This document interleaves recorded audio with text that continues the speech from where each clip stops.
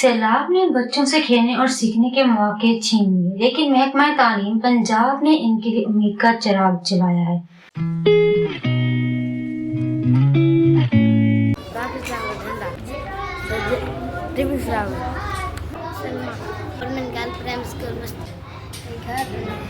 ये field school 3 शिफ्टों में चलते हैं ताकि ज्यादा से ज्यादा सैलाब मुतासरा बच्चे यहाँ आ सकें।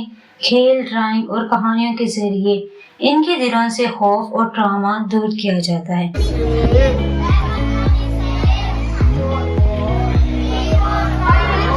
का डिसीजन है कि जहाँ पे भी ये रिलीफ कैंप बने हुए हैं वहाँ पे लर्निंग एक्टिविटीज़ को हम रिज्यूम करते हैं।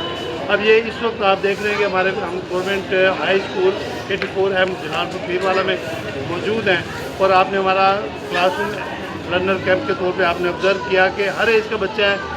इस वक्त ज़रूरत बच्चों को उस ट्रॉमा से निकालने की है, उस डिस्प्लेसमेंट से निकालने की है जो इन्होंने देखा।